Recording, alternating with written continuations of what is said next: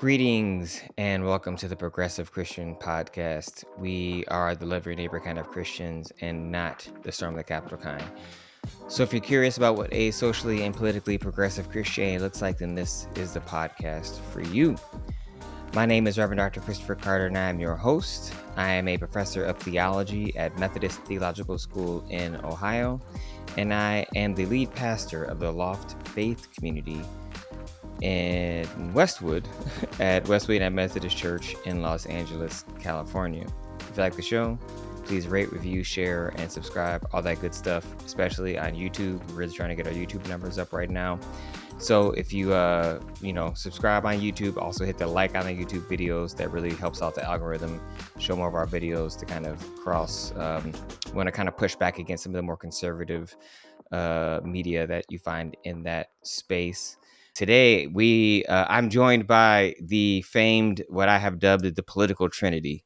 That's what I'm calling us. Yeah. Is that sacrilegious? I don't know. It's fine. I said it's political. And Trinity, technically, it's just Sure, three. just a word. It's just All just words, guys.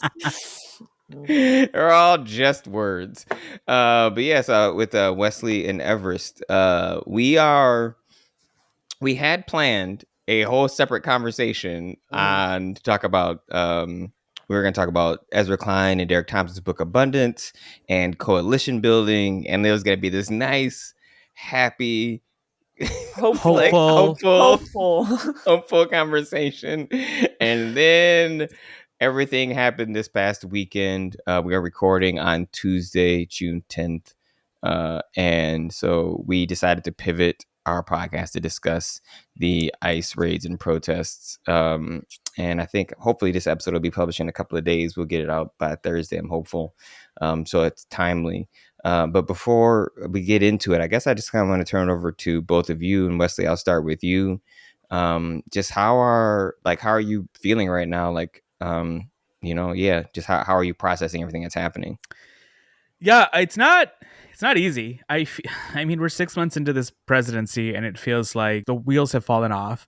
And but we've been without wheels for a couple months now, and so it just keeps escalating. And it's a lot to sort of acknowledge that we're living in whatever it is that's happening now, historical moment of fascism in this country, and we're all supposed to go along with our regular lives as if it wasn't breathing down our necks on our streets. Like, I am like walking distance from these protests. I live in downtown Los Angeles, and yeah, it's getting closer and closer. It has gotten closer and closer as this presidency has continued, and it's just a very nerve frying space that is hard to contend with, because while all of this is happening, you're still sort of living your regular life and experiencing the small joys that come with community, with a huge cloud of I don't know what's coming next. Yeah. So I'm in that space. Yeah. No, I see. I mean, it's like, yeah, you're trying to still be as normal, live as normal as everything else, celebrating birthdays, doing all that other kind of stuff. And also crazy is happening all around us. Mm-hmm. So Everest, how are you doing? I really resonate with that. I think even like on social media, there's such a strange, probably 2/3 of the stuff that I see right now is about my city and the crisis happening in my city. And then the other third is like cooking videos and like people doing their little crafts. And it is so it is a very difficult space to be in my head. I think, yeah, going to work, buying groceries, doing normal things, and also it feels very, very present, and very close by and very uncertain. And I think something I've been thinking about is all of my family and a lot of my friends that don't live in LA have a perception from the news that the whole city is truly on fire, and like being overthrown by rebels. And I think that it's very interesting because it's it's either that things are being blown way out of proportion or things are being like really, really minimized. And I think it's true that the physical location of where the protests are happening is relatively small compared to how big LA County is. And also, LA County is so it is a city of immigrants, and so there is like this very present. It really does feel like it is impacting my neighborhood and my community, and I like really feel the fear everywhere. And the actual protesting is in a pretty small place, and the military escalation is something that has implications for all of us. And so I don't know, it has been difficult to like have conversations with people outside of LA where I'm trying to explain that like I'm safe. The protesters are doing really good work in a relatively small place, and also all of us should be deeply alarmed and disturbed right now. So yeah, it's tricky, and I feel very heavy and very afraid. It's also like, so I just think about how when the fires were happening at the beginning of the year, huge Yeah. on the west side in Hollywood, in the in the by Pasadena area. But the amount of calls that I got about like is Los Angeles burning is, I think whenever media talks about Los Angeles, they're talking about Los Angeles County. And Los Angeles County has a larger population than 40 individual states in this country, so it's huge in terms of population, and it's also really large in terms of just its geographical makeup. But all of it gets folded into Los Angeles, and so even with something like the fires that happened at the beginning of the year, those were actually all over the city and Yeah. affecting, like the smoke was affecting everybody. That was huge. But they use the same sort of language and talking about Los Angeles in a large scale event as in the same way that they're talking about a handful of protests happening in really localized small spaces with throughout Los Angeles, as if it were happening across the entire county. So it's unless you live here, it's hard to reconcile the size and how far you can be from something so close. Yeah, I mean the scale and scope, and if unless you're local, it's almost hard to comprehend. I know when I moved to California from Michigan, I just felt like, everything was LA. You know what I'm saying? When I was in Southern California, that was basically how I Wow. interpreted it. Yes. Just like then, yeah. I mean, because I'm just like, it was like, oh, it's all so big, but you just don't. It takes a little while to figure it out because it is a different place, right? It's a unique landscape. It's definitely really diverse. I think Everest, you're so right. Like it is a part of the reason we're seeing this huge response is it is a community of immigrants. Like there are a lot of immigrants here, and so many of us. Even I mean, I'm not an immigrant, but like you're not really a local. Like I've become a Mm, local, right? And so even there's a different mentality of people who have come to this place, right, to be here for a specific reason, who maybe weren't born here. That what's happening feels threatening. It feels threatening, and so I have a lot of heavy and mixed and complicated feelings. I had a hard time sleeping last night just because, maybe because too, I started watching Andor. I started watching a show about like rebel resistance while all this stuff is happening. And so I know I did this last time where the fires happened. I started reading Octavia Butler, Parable of the Sower. So apparently mhm. I may be the problem. I don't know if it's actually like me, but anyway, um, it has made it difficult for me to, rest, to be calm, I guess I should say, because there's a part of me that the scholar in me can see where this is where Trump may try to lead us. And I think Mm. I have a hard time turning that part of my brain off. You to be like, okay, I know, I feel like I know what he's trying to do. Or even if you read Project 2025, as we did several months ago, it's kind of written down what they're trying to do, Hmm. and they're doing it. So, well, so we wanted to do this episode was kind of just give our perspective on what's happening. Obviously, from more of a grassroots perspective because we're all in Los Angeles, and talk about why the White House, why the Trump administration, why this regime may be doing this, and like some of the spaces we see religion at play in this, and then maybe close by what we can do to resist it. But so that's a lot. We obviously can't do a deep dive on everything, but there are certain things we know we want to get to. And first and foremost, for those of you who aren't from here, just to kind of give you a brief timeline, we're gonna post a New York Times article in the show notes.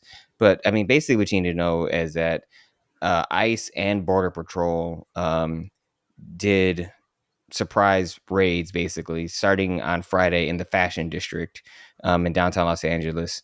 And I think they were surprised by the amount of resistance that arose in light of these like raids. And honestly, there's a part of me, I mean,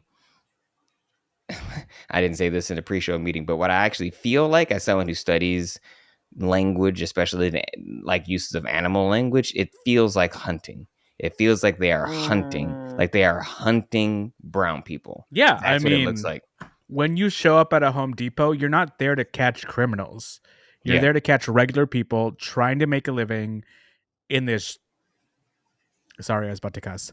In this We're trying to in this keep away from that broken E. system. Yeah, just trying to feed their families by taking any work they can get. Like you're not. These are not criminals. Well, they went Yeah. to an elementary school graduation. Did Yep. y'all? Yeah. Yep. So I'm like, they're who are you picking up there? Who's at an elementary school graduation? That is like very intentionally breaking up. That is a family event. That is the only people that are going to be there. So yeah, it's very. I hate the rhetoric of like. I hear so many Democratic people being like, the thing about the immigrant community is they actually serve you. They pay taxes. They are due and like those things are true. But I think it is like it is like trying to justify their existence in a way that feels kind of yucky to me sometimes. But like if you are picking people up at their jobs and at their public schools and at like that really is people, I guess, not in a they are serving you way, but in a like these are active members of our community. These are Mhm. Yeah. not like Mhm. fringe Mhm. groups that are inciting chaos. These are people that are our neighbors and our kids' friends and the people that are helping us buy our garden boxes. Like it's just not. Anyway, go ahead. Sorry. Yeah, I mean, it's sort of like it. I think the thing that we do in this country, maybe because of capitalism, is we sort of distill people down to what they're able to do, how they're Yeah. able to provide. Are they workers? Do they contribute to society in some way? Other than when what we should be doing is creating a society where we see people as full humans, and we uh, create a world that allows human beings to flourish, irrespective of what they're able to contribute or not contribute.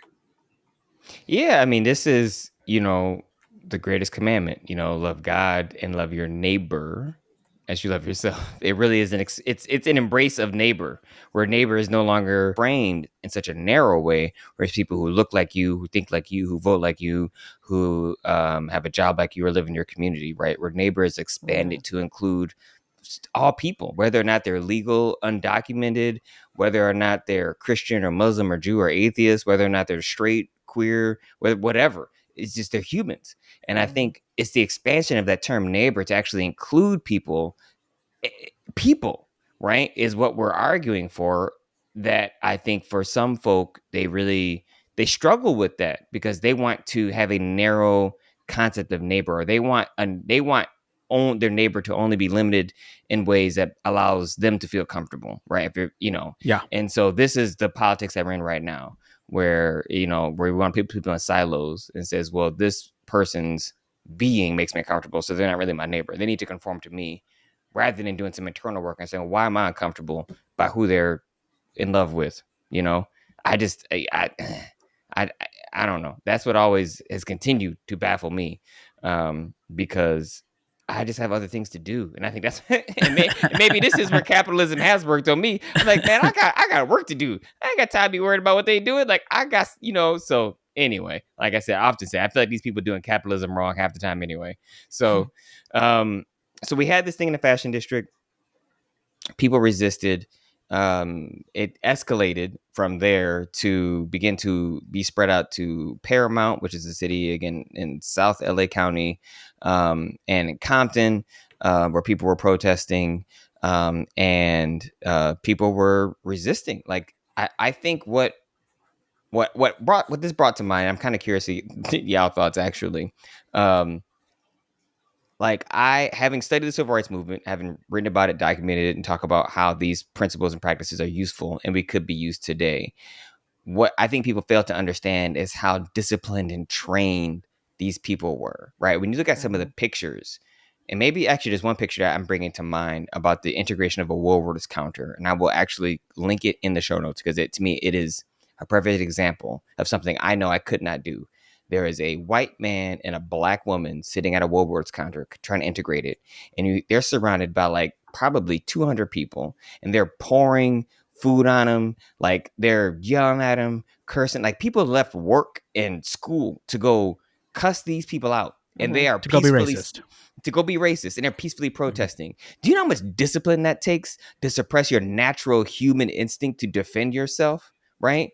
And also like the dichotomy of the fact that most people think, well, this I would have been on the right side of history. And like actually when you look at the numbers, most likely you wouldn't have been. Most people, whether they're black or white, could not have done what those two people were doing. I said that to say we forget that these people are human, right? Mhm. These people in these communities are human beings, and you have Mhm. jackbooted stormtroopers like coming into your neighborhood wearing military tactical gear, arresting your neighbors. You're like, hey, this should not happen here, right? And so it is natural. It is a normal human thing to resist people when they come into your community to try to kidnap, to try to hunt people that you know are your neighbors. Like this is a normal thing. And so we shouldn't be surprised that people are angry. We shouldn't be surprised that people are protesting. That is what we are been taught to do. And for the most part, they're peacefully protesting.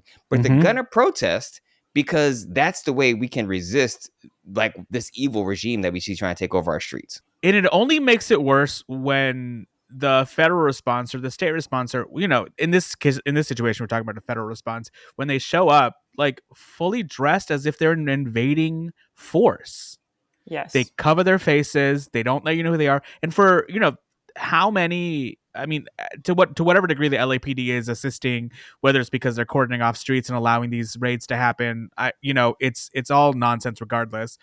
But how many of those LAPD officers have moms, daughters, sisters, brothers in this community who are directly affected? And yeah, there they are, standing right in line, defending ICE's ability to do these things. It is the mental gymnastics. I don't understand them. Well, and I don't know what it is very hard for my brain to understand like what what hope there is of like bringing those people back like once they Mm, have Mm. been in their own city, their own streets, defending outside force that is detaining and unlawfully deporting their literal neighbors. That is like there was a video I saw that really impacted me that was like this guy yelling out a line of, again, like it looked like stormtroopers, and he was like, you know that this is not right. Like who are you serving right now? What is the goal of what you're doing? And kind of said similar to what you said, Wesley, like I know that you have families. I know that you have kids and parents and siblings, and like I want you to really think about what you are doing right now and think about the impact that it is having. And there's a chant that I keep hearing that is like protect who, serve who. And I think that is something that feels really scary right now. It's Yeah. I keep like in my head being like, but those are people. Like those are Americans that are somehow doing these operations, defending the people that are doing these operations, and like in there somehow this is justified to them, and I like truly cannot wrap my mind around it, and Yeah. I don't know how we ever like reconcile that Yeah. How do they ever. go back to seeing the community they live in as their community and not Mhm. as they are, as not, and not like as some enemy combatant that they're having to Yes. protect someone against? I don't know. It's you're talking about was it a white dude with a hat on, long hair? Yep, that guy. Kurt Russell's son Wyatt was who that was yelling at that line of guardsmen or whatever we want to call them. I mean, this is where I mean, honestly, I'll let you say something, Everest. I just want to say this is, to me, that's like using your white privilege in the way you should. You know what I'm saying? Like, you got to put your body out there. And so that's awesome he's doing that. But what were you going to say, Everest? Oh, I was just gonna say we can find a video. We can link it in the show notes. But Yeah, I mean, I think that, and so we were talking about this a little bit in the pre-show meeting about like why police officers do what they do and how they can feel threatened. And there's a book I've referenced on this podcast multiple times because it's easy read in my mind, but that could be that's just different things with different people. 100%. I know because it's about neuroscience, but it's like a coffee table book for neuroscience, right? It's an introductory to neuroscience. It's called 7.5 Lessons About the Brain by Lisa Philman Barrett, and one of her lessons is lesson 4. Your brain predicts almost everything you do, and that lesson is so helpful because it talks about how the way our brains are taught to think evolutionarily is we are making guesses with respect to all the information we've been feeding it in our lives around what's about to happen. This is how soldiers and police officers, when they consume a media diet that portrays certain people as animals, right? As portrays certain people as subhuman, as portrays certain people as violent, their reaction is going to be such that these people are actually going to attack me, even if they're not. It's guessing that's going to, so it stays in a fight mode to defend itself. And so even if people are peacefully protesting because of what they look like, they have wired their brains basically. Now you can unlearn this, but it takes practice. But they have wired their brains to see people of color as a threat. In my last chapter that I published, I juxtaposed in the book on religion and animals, specifically talking about racism and the connection between animal justice and environmental justice. I talk about how these white men were doing these mass protests in the state capitol in Lansing, Michigan, and they are yelling at state troopers, like just in their face, yelling at them without masks on during the height of the COVID pandemic. And the troopers are just sitting there looking at them, not feeling threatened, just letting them yell. And they are armed because in Michigan, we have militias where I grew up. Like, everybody, it's not quite like Texas, but that's scary. But but I mean, if people had guns, like I saw like guns were normative. Like for me to see a gun wasn't a non-normal experience, as I want to say. And so that's what it was, right? And so then you could juxtapose that to the George Floyd protests that happened at the same time, where you have people of color, mostly black people, who are unarmed with their hands up and have signs saying "hands up, don't shoot," and you see cops in tactical gear, right? Because that's how it's how we've wired our brains to respond to different bodies like that. And so what one thing we want to do in this episode is we have a couple of clips we wanted to share. We're going to have one now to kind of give you an idea of how people are actually living through this upsurge in violence. And one is the interview with the person. His name is Fernando Delgado. He's a witness to the protests that or I should say the raid, that took place in Paramount.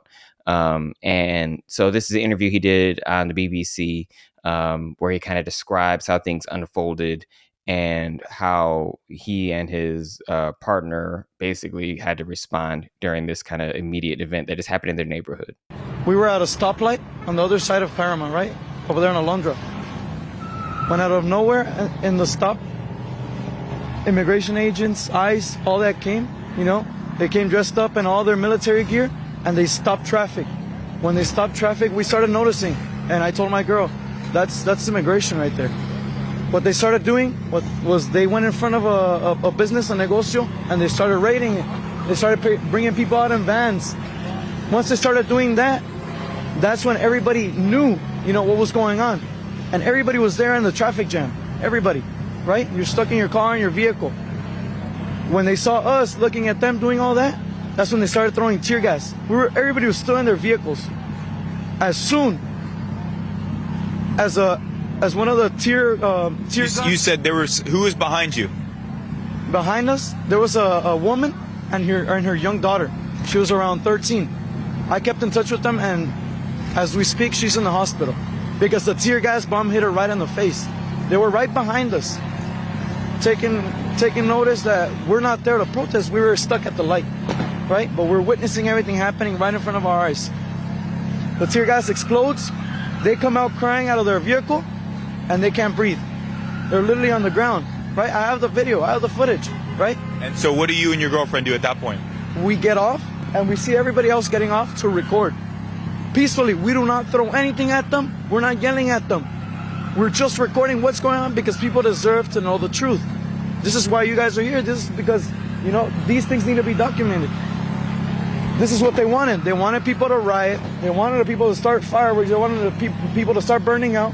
Why? Because this is the effect. So they can make us look bad. So they can make us seem that we're the ones causing this, that we started it. And so, as you can see from or as y'all could see if you're watching on YouTube, or as you could hear if you're listening to this, basically what he describes is this, he's in his community driving. Like, he's not trying to go to a protest.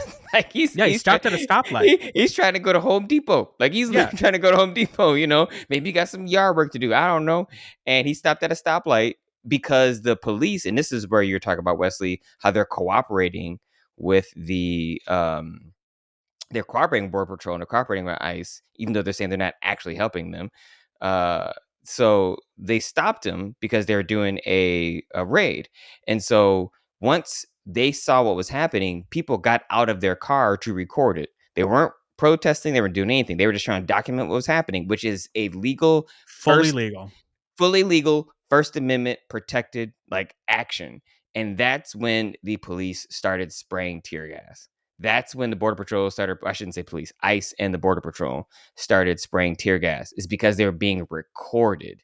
Now that is crazy that their resistance to being, like you said, they're wearing masks, they're doing all these stuff because they don't want their neighbors to see that they are the ones doing the crime, right? Mm-hmm. They don't want their neighbors to see them as the people who are doing the harm because they are actively doing the harm.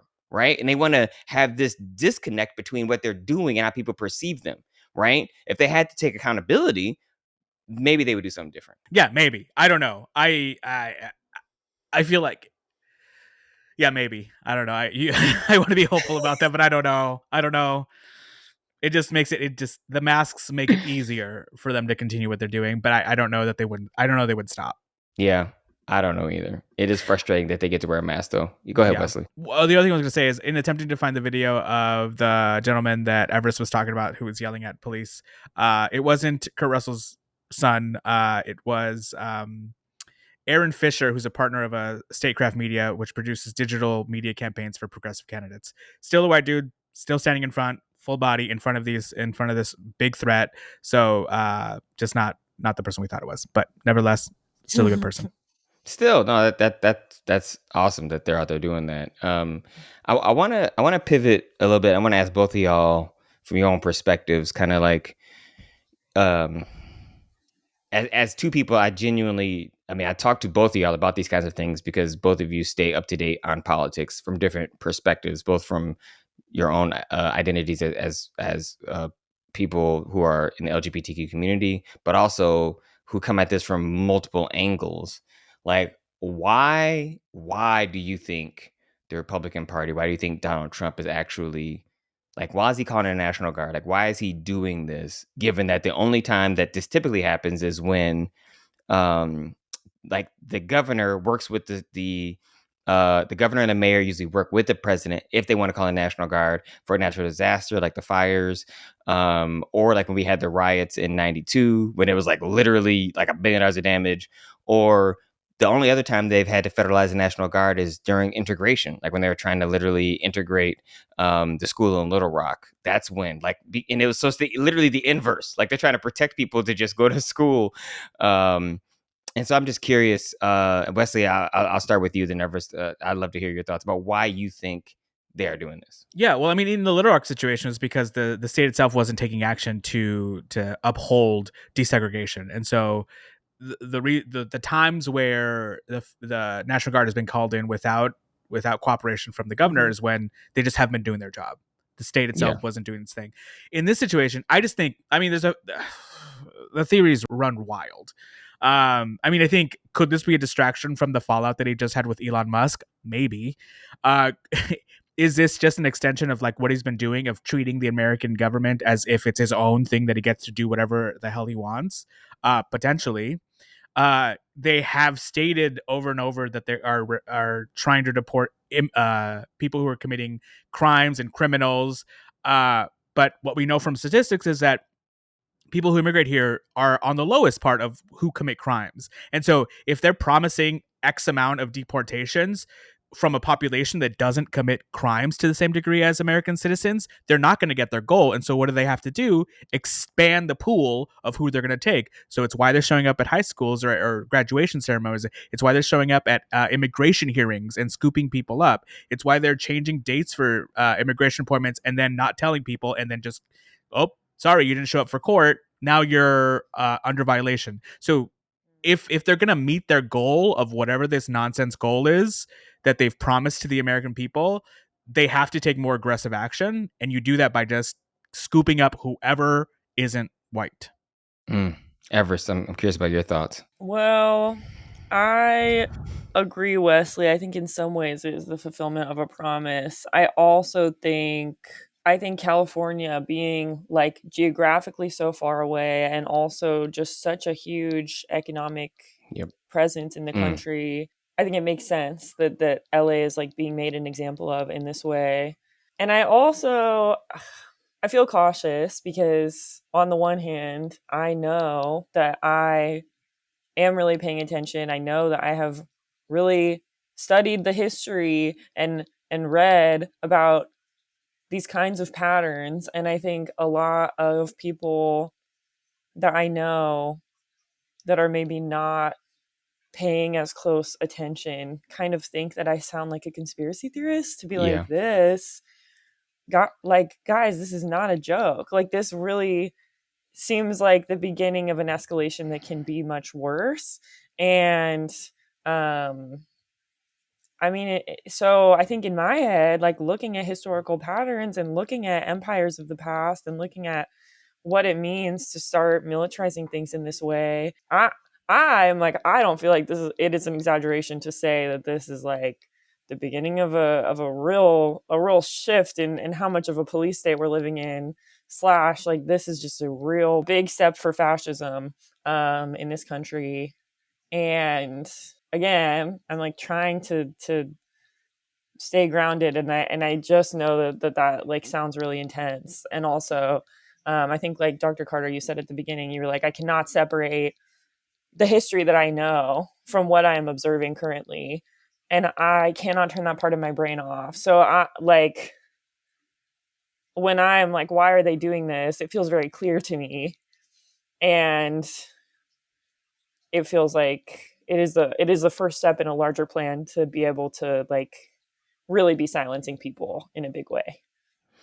No, I'm so glad I asked both of y'all that question, because those are really good answers. Glad in a sense that those are good answers. I know these are not easy to share, and it's difficult to talk about. But I'm like, oh wow, both those are great perspectives. One of the things, Everest, that you just reminded me of is, we are students of history, all three of us, and like they quote unquote, I'm talking about here about the Republicans and conservatives, they see this as like the beginning of the imperial age of Rome. They see this as the fall of Roman, the Roman Senate, right before Caesar consolidated power. I think that's what they think is happening. I genuinely think that's how. Now it's a fundamental misread. Well, I was Go ahead, Wesley. Conservatives are thinking this, and it's a good thing. Yep. Or they okay. They think that what's happening right now is necessary for Trump to consolidate power, as Caesar had to consolidate power. To create the empire. So that's what they think is happening. They think that the decadence of America, that's why, like, as you said, Everest, like California is an excellent template. Los Angeles is an excellent template because it fits their idea of what is over what the immoral nature of what's happening. And this is why this is happening in this particular place, even though, as you said, it's really it's narrow. It's happening in these small communities, in these pockets, and it's really just regular people resisting. Yeah. It's not like the streets aren't on fire. And so that's what they envision. Even though if you actually study history, you know what actually happened for Julius Caesar to consolidate power. It had nothing to do with people rioting or protesting. It was about an ineffective Senate, what we would call our Congress, unable to govern because people were arguing and battling and couldn't really control the military, which is how they controlled the state at that time. Not too dissimilar to what we do now in terms of military and police state. And so there's a consolidation of power by Caesar. He saw an opportunity to do it, to hold the empire together, to make himself permanent, king, basically. That's what Trump's behavior is such that he views himself as a king. That's why he uses that language, For because sure. he thinks he's like a chosen one, so to speak. Mhm. When I think a more accurate reading of history is this is what happened in more so Germany than Italy, even though Italy gives us a template for fascism. But what you see happening right now is really following the playbook that we saw in Hitler or Hitler follow in Germany. And we've talked about this book last time we were on, because last time we talked about fascism, so we're It's a talking about theme. now. but Timothy Snyder's book on tyranny, there are two lessons I want to lift up that I think are helpful right now. And I'll just start with the first one, lesson 18, where he says, "Be calm when the unthinkable arrives." He writes, "Modern tyranny is terror management. When the terrorist attack comes, remember that authoritarians exploit such events in order to consolidate power. The sudden disaster that requires the end of checks and balances, the dissolution of the opposition parties, the suspension of freedom of expression, the right to a fair and free trial, and so on, is the oldest trick in the Hitlerian playbook. Do not fall for it." You would think that legacy media would have a better grasp of this Mm, and not present mm. the narratives as if it's all of LA is on fire, because that only aids in Yes. Trump's ability to call or attempt some consolidation of power. Well, and I don't know when it is going to start being like not crazy to be pointing out the parallels between the Yeah. current empire and Mhm. like pre-World War II. Fascism. Yeah. I still have people, like, I would say majority of people in my life are like, okay, all right, it's not like that. And I mean, like, so again, I'm like Yeah. trying to be really cautious there, but I am like sending people the Wikipedia page for the Reichstag fire and being like, Exactly. just keep this in mind, guys. I'm just going to leave that there. I'm not going to say Yeah. anything, but like, pay attention, please, because it just is like this is the lobster being boiled alive, the frog being Mhm. boiled alive, Mhm. whatever. But I'm like watching the people around me see these very clear steps being taken and being like, well, but we're still not at 3 steps from now. Yeah. So, and I'm I like, wonder what or if there is a point at which it will click, or whether so many people are just going to be the frog being boiled to death. it makes me feel insane. Mm-hmm. It makes me feel crazy. Mm-hmm. It does. I mean, yeah. No, I often feel like, how are people not seeing what I see? How are they not acknowledging? And I think Wesley hit the nail on the head when he said, "Why isn't legacy media saying something?" I think part of it is they don't want to acknowledge what's happening. I think they're in a bubble, and so they don't Well, actually yeah. see it. But All at the these same anchors are like time, millionaires. yeah, so they live in a bubble, and I wonder if they have the same degree of education and critical thinking that you and I and Everest have. And that's just to be honest with you, listen to them. There's a few of them that are tying this stuff together, but then also they are, the news media shifted in this country to be about profit. And so they say the things they think they need to say to get people to watch television. That's it. And Mhm. and it's not like it's so fascinating. And that's why we had the clip from Fernando Delgado. Two clips we're going to play. We just played one from BBC. Another we're going to play is from Democracy Now! These are people who approach the news as it was, and it sounds crazy. And this is how I want y'all to know this is how not racist I am, because I long for the days of Walter Cronkite. Like I long for the like give me them old crusty white dudes, man, who Dan Rather, who just wanted to tell the news, you know what I'm saying? They were journalists. Like give me them dudes, you know? And that's cuz they had a different aim and a goal, and that's not what our media does now. That's not what the news media does now. For those of you who don't know what Everest mentioned, and then Wesley, I'll toss it to you before I move over to the other quote. When Everest was talking about the Reichstag fire, they were referencing. So it happened on February 27th, 1933, and then I'm reading from On Tyranny, from Snyder's book, where he says about 9 p.m. The building housing the German Parliament, the Reichstag, began to burn. Who set the fire that night in Berlin? We don't know, and it doesn't particularly matter. What matters is that this spectacular act of terror initiated a politics of emergency. Gazing with pleasure at the flames that night, Hitler said, "This fire is just the beginning." Whether or not the Nazis set the fire, Hitler saw the political opportunity. There will be no mercy now. Anyone standing in our way will be cut down. So basically, the fire started on February 27th. By March 23rd, the parliament had passed what they called the Enabling Act, which allowed Hitler to rule by decree. You're talking about a month. And this man became, and they were like they had just a simple majority. They didn't have like a plural, like it was a democratically elected person that became a dictator. Yeah. Through fear. And so that's what's hard for us educated people. Like when you read this and then you have a Congress who is doing nothing. Like they are feckless. Like they just literally are doing nothing. You're just like, oh no, we should be, I don't know if I want to use the word scared. We should be alarmed. We should be concerned. We need to be aware of what is actually happening. And so I want to at least give, just in case you didn't all know that, just so you knew that. Yeah, no, I think it's what's so wild is that I think on the Thursday or the Wednesday of last week, as leading into the weekend, I was having this really weird thought of like, I don't know if it's the oppression just taking a win and making it feel like things are a little more normal now, because I'm seeing the courts respond to Donald Trump's actions and knocking a bunch of stuff down. There's wins here, there's little wins there, all through the courts. And it felt like, okay, so are these institutions holding up, even if like so thinly, just to like coast us through these next 4 years so that we get another opportunity at saving this country? I had this like, okay, maybe this is maybe we can make it. Maybe we're close. We're 6 months into it. I was delusional. And then this weekend happens and that just goes out the water. It's like, no. We're in this fascist takeover, this authoritarian playbook. Like we're living in it right now. And these like little moments of reprieve are maybe coping mechanisms for me. Yeah. No, yeah. I mean, they are. I mean, we have to find joy. And I know we're going to end the podcast talking about like, what can we do? We have to make room for joy.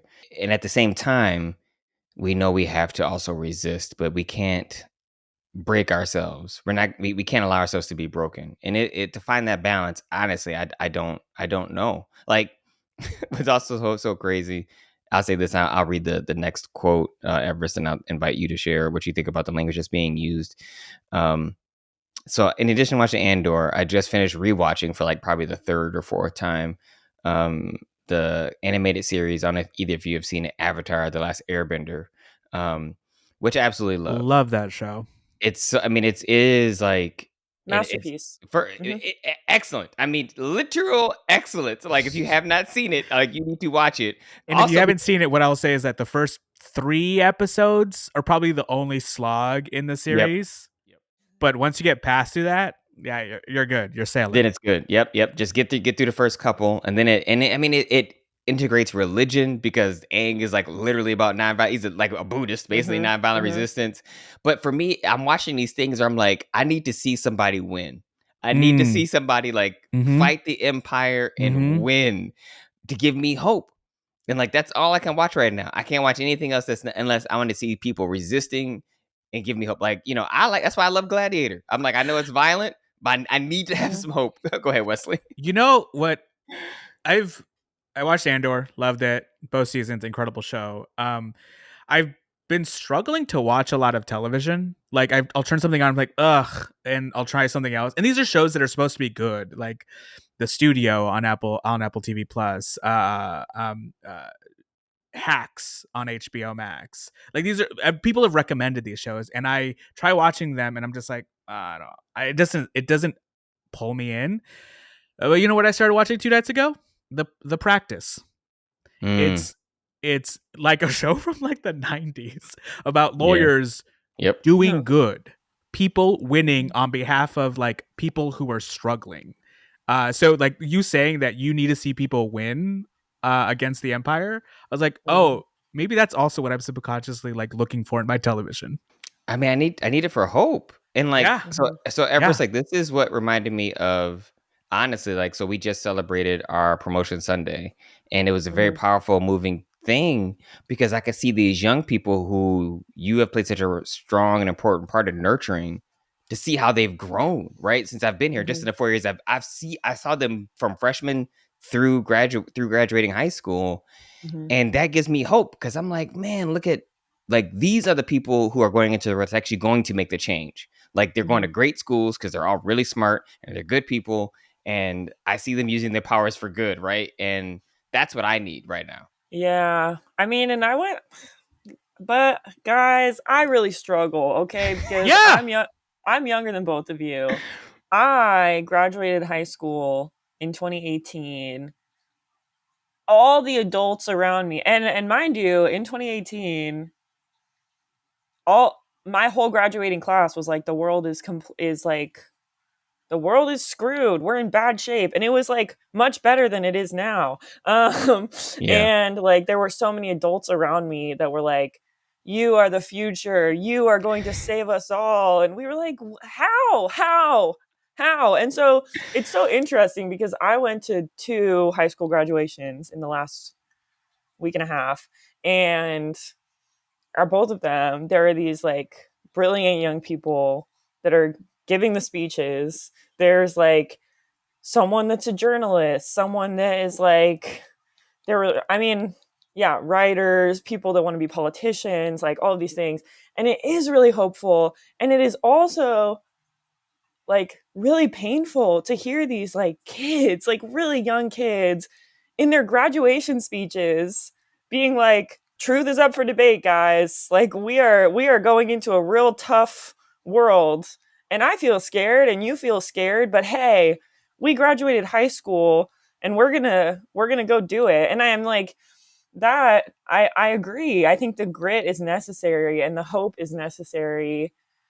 And there's also like, so I feel so much sadness hearing 17-year-olds be like they know what's going on. Like you said, they're very smart kids. And so it is like hard because I really agree and I do feel a lot of joy, and on Sunday I felt so much joy and so much pride, and I like love these kids so deeply, and I believe in them so deeply, and I believe in their community so deeply, and it breaks my heart a little bit to be like, come join the fight against fascism. I'm so glad you're here. Like, I hope you have some new perspectives on what we can do. We're running out, you know? I hope you got some Yeah. tools. No, Everest, I think that's such a great point. And we read a comment last week from a gentleman, an older gentleman, because we did an Mhm, episode on ageism, and ostensibly this is the problem: is you have these people who are too old, who won't leave to make space for young people. I mhm, mean, Everest, you graduated high school 20 years after I did. So mhm, this is why I had to shave off all my beard because because it was too gray, right? And so like I remember when I graduated, people were really nervous, like mm, because they were because even at that time there was economic upheaval because the dot-com bubble had burst, right? mhm, And so like, and at the same time, I also have to recognize I have never I was raised with the mindset of things are going to be super hard for you because you're black. Like, so it's never mhm, like, hey, graduate high school, things are going to be okay. It's like, hey, graduate high school, it's just going to be different kind of hard. mm, Um, and I was optimistic that I could survive. I didn't think I was going to have to take on helping moving people out of positions of power who were failing to accept accountability, while also trying to empower myself and others to actually change systems we know are broken rather than just get co-opted into them. And I think that's how people feel, as though they don't have a chance to fix anything, so they're just going to try to get the bag while they can before they have to tap out. I want to spend a minute here talking about religion and then kind of close by talking about what we can do to resist this, because this is the Progressive Christians podcast. We haven't talked anything about religion, but I want to help y'all. At least I think by now, if you listen to this podcast for a while, you know that what we see happening right now is fundamentally tied to his vision of white Christian nationalism, that is essentially the playbook of Project 2025, right? The Heritage Foundation. They're Even though it mentions Christian a few times in the beginning, its vision of Christianity is wrapped in this logic of whiteness, so to speak. And so they have, broadly speaking, three goals. They're trying to keep America Christian, because in their mind, they believe in the myth that America was founded as a Christian nation. They're trying to keep families strong, because again, in their mind, what they mean by strong families are patriarchal families where men are in charge. And so that's why you have these unqualified white men like Stephen Miller and what's the Pete Hegseth, right? You got a TV anchor who don't know, like, who is in the military, somehow thinks with a he's history qualified, of alcoholism and abuse, and just making poor judgments. You know what I'm saying? The man is not clearly has poor judgment. He should not be in charge of the military, right? But their notion of strength is patriarchy, because unfortunately, the bounds of masculinity have stayed so narrow, it hasn't allowed men to expand the concept of what a man, quote unquote, could be. And so rather than actually growing into expand and say, okay, what does it mean for me to be a full human being as a man? I have to fit this narrow view. And if I can't do this narrow thing, it's women's fault that I'm not successful. It's your fault as my fault as a black person. It's your fault as a brown person, Wesley. Rather than actually, again, looking at the system that's created that's suppressing them. And the third goal is to keep America safe, quote unquote. And here, safe is really a proxy for like maintaining law and order through violence, right? It's how they understand America to be at war. And this could be an actual war, like the Civil War or the Cold War, or culture wars, which is really where we kind of are right now. And this is what Trump is trying to do, right? I would argue, is to escalate the situation, to create the space and to create the framework and lay the groundwork, I should say. Trump is trying to lay the groundwork to justify the use of violence on these communities. And so they're using this because they want to enforce these values. They want to enforce these values of law and order. They want to enforce these values of that. That's why he's calling people insurrectionists, right? He's saying, oh, they aren't following federal law, right? And so they're insurrectionists because they're protecting their neighbors. They're insurrectionists because they are, even if they're peacefully protesting, right? They're like, well, they don't want ICE to do their job. They don't want to get the illegals out. They don't want to get the criminals out. And we just said they're going to Home Depot. They're going to graduations. They're going to the courthouses for the people who are actually doing legal processes to become a citizen, right? So they're using violence to justify like the actions by arguing these people are being violent, right? They are escalating violence, then to say, well, no, they're responding with violence. Well, if someone punches you, then yes, you might respond with a punch, but you didn't throw the first punch. And so this is the frustration that I have, right? Is that escalation, that the use of violence, this thing that only they can use violence, right? Yep. No one else can.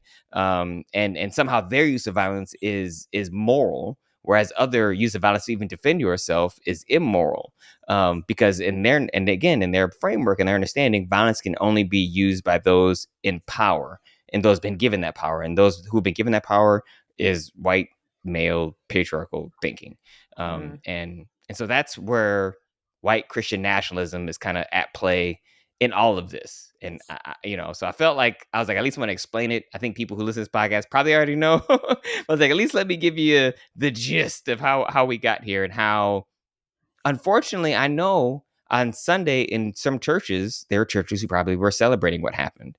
Goodness. Yeah, Yeah. and it's you know they were. Yeah. I mean, you know they were. And so they were doing the opposite of what I was doing, where like where I like brought my sweat towels. I knew I was gonna be You knew. angry, so I was gonna be hot and sweating. So it wasn't gonna do no good. We want to end by talking about how we can resist, what we might be able to do to resist what's happening. And we want to play a clip that was done on Democracy Now! By Ron Gochez. He's a community organizer with Union del Barrio. And he tells a story about what happened and how his community came to defense of people who were potentially undocumented. They don't even know, but they were trying to do a ICE raid, a hunt, for these workers in these factories in Compton. And so we're going to play this clip so you guys get a chance to listen to how this community organizer how their community is responding to what's happening. Yeah, good morning. Thank you for having me today. This weekend was marked with absolute and total violence, brutal repression, and coordinated attacks against our community. ICE agents have been around all over Southern California, kidnapping people, tearing apart families, and we see this as an attack against our people. And so that's why you see young people, the community coming out and resisting this repression. We are sick and tired of these attacks that are dividing and separating our families. And so that's why when we have these protests, they have been peaceful, but when the repression comes from the state, whether it's the sheriffs, the LAPD, or on Saturday, for example, in Paramount, California, it was the Border Patrol, it was brutal violence. They shot thousands of rounds of tear gas, of flashbang grenades, of all kinds of repressive instruments used against the community, but what they didn't think was going to happen was that the people would resist and would fight back. And that's exactly what happened in Paramount and in Compton, California, where for 8.5 hours, the people combated in the streets against the Border Patrol. And after 8.5 hours of battle, and it was a battle because there were people throwing back tear gas, people throwing anything that they could to defend themselves and to defend the workers that were being surrounded by over 100 Border Patrol agents. After 8.5 hours, the Border Patrol, the sheriffs had to retreat. They had to retreat because of the fierce resistance of the community, and the hundreds of workers that were in the factories around them were able to escape. They were able to go to their cars and go home. That was only thanks to the resistance that allowed them to go home that night. And so that is one clear sign that if we organize ourselves, if we resist, we can defend our communities from ICE terror, from the Border Patrol, or from any federal agency that wishes to separate our families. And so because of that, while that was happening, while that resistance was happening, we saw President Trump give the order of the National Guard. And so for us as indigenous people to these lands, to this continent, this is nothing new. The military going after us is nothing new. The United States and this part of the country is a result of a military invasion of Mexico. And so we know what's coming. It's more repression, but what they have to know is that they're also going to face more resistance from the community. We don't want to be violent, and we don't advocate for violence, but when they use brutal violence against our people, and kidnapping mothers and fathers from children is violent, when they do things like that, we have every historic right to defend our communities by any ways that we can, and we're going to continue to do so. So as y'all heard in this clip, the way he ends it to me is really what spoke to me. Well, I guess two things spoke to me. One, he said it was a battle. Like, he was like, this was a battle. he basically talks about they threw smoke at us. They threw tear gas at us. We picked it up and threw it right back at them, which I was like, he talks about the desire for nonviolence, but their right to defend themselves. But he ended by saying, if we organize ourselves, we can defend ourselves from ICE terror, from the terror of the Border Patrol, and from the police. And he talks about organizing in a way to protect their neighbors that I found moving and inspiring. And so, I'm not encouraging anyone listening to this podcast to go out, to fly to California if you're not from here, to go out into the streets. But I do know that it is going to take, and again, what we want to talk about today originally was, community organizing, essentially. Like, how do we create coalitions? And so I'm curious, and not that we have perfect answers, but to kind of give y'all some space to share your thoughts on what you think people might be able to do. And Wesley, I'll start with you. Yeah. Yeah, that comment where he says when we organize we can defend ourselves, I think is very powerful. And yeah, don't fly to California to come help here. There are ways that you can protest, there are ways that you can gather, that way there are places where you can bring people together to show that the resistance against these unlawful ICE raids that lack due process, that you're not going to stand for them. Mm. Always, be smart. Don't take your phone with you. Have an accountability buddy that you will check in afterwards if you think you might be arrested. There are ways that you can keep yourself safe and make sure that you're supported with community around you. But I think the powerful thing is demonstrating that there are countless people across this country who will not stand for this. Mm. And in the same way that I have seen in my organizing and my union building, when people see people show up fighting for what they believe in, that's inspirational, and it helps them see themselves and see the potential that they can also contribute to this movement.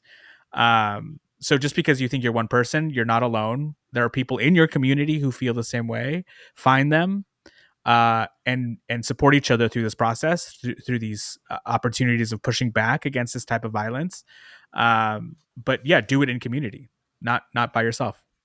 No, I think that's excellent, Wesley, because it can feel isolating right now, right? And I'm so grateful. And I'll say this now before I forget. Like, I am genuinely grateful for the community that we have at the Loft, but for the community we have on this podcast. Like, Everest is a regular. We got like a nice I made it. cadre of people. Yeah, you've made it. You made it. You made it. Well, once somebody literally has a post demanding your presence, ain't nobody ever said anything about me. I was like, man, so that pretty much, I respond to the demands of the community. The community demanded more Everest, and so the community The won. people wanted it. Yeah, absolutely. Look at This is this. what they're getting.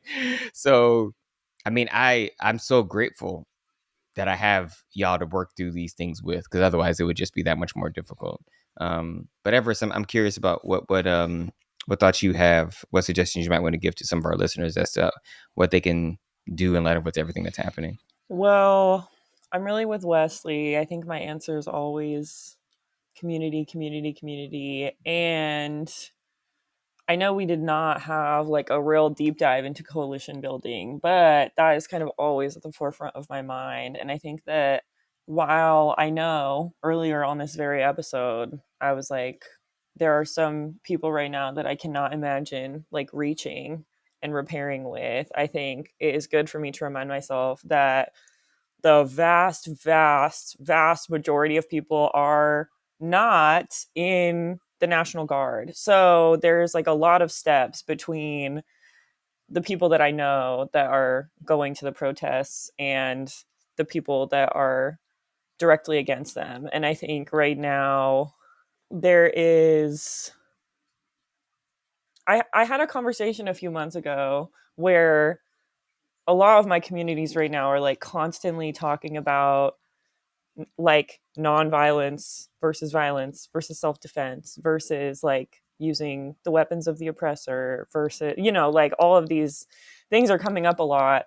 And I had a conversation with someone where they were like, well, in the civil rights movement, like people were going out and getting hit on the head with bricks, and letting someone hit them on the head with bricks did not change the mind of the person that was hitting them on the head with a brick. And I was like, okay, but getting hit on the head with brick was like an opportunity for the people that had not quite picked a side to be like, oh, I do not want to be on the side of the people that are hitting people on the head with bricks. And so I think right now there is a real opportunity to be like reaching out to people who feel neutral or who are like not quite sure where they stand or don't quite understand what's going on, and to tell them the stories of the people that we see who are really being hurt right now. And I think really trying to use this as a radicalizing moment for them, like being like, okay, I hear what you're saying, sure, about where you stand on immigration. And also, like, there are, again, like elementary school graduations, Home Depot, like legal actions that people are trying to take that they're being detained at. And I think like this just feels like a really big moment for having those conversations and outside of Los Angeles, and kind of really working to reach people in that way. And that is something that feels possible. And I think just really encouraging people to be paying attention right now. Distribute copies of On Tyranny like it's the Bible. Just pass it out on street corners. He I has don't know. actually. Well, I was gonna say he actually has. If you follow Timothy Snyder on Mhm. Instagram or Substack, he has like he basically the book is you can get the book for free. Like he's essentially like made it so it's so available where like the 20 lessons you can like get clips of them. Like I mean everything that's he's trying to stop tyranny. Like, it's his publisher only lets him do so much, but you can get a bulk of the book literally from him, like from his social media stuff for free, because he's trying to make sure people understand what to do. And again, for those of you, this book came out in 2016. It came after Trump got elected, and now it's a New York Times bestseller again. Because I think people are like, oh, Wow.